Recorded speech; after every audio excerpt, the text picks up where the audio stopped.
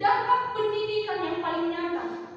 Tribunnews.com Bojonegoro memberikan berita kasus pernikahan dini oleh perempuan 12 tahun dipaksa untuk menikah dan mempunyai rumah tangga di usia yang tergolong sangat dini karena faktor ekonomi.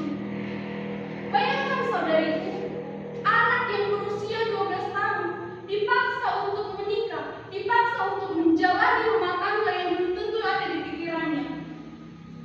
Kita itu terkadang ingin maju, tapi selalu paradigma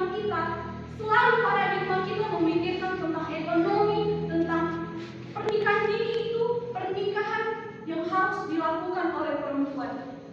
Perempuan menjadi salah satu sarana untuk kita mendapatkan ekonomi. Tapi hal yang kita perlu tahu, dampak bagi laki-laki, dampak bagi pelaku juga ada. Seorang yang memaksakan perempuan untuk tetap di dapur dapat dikategorikan melakukan diskriminasi gender dan bahkan kekerasan psikis.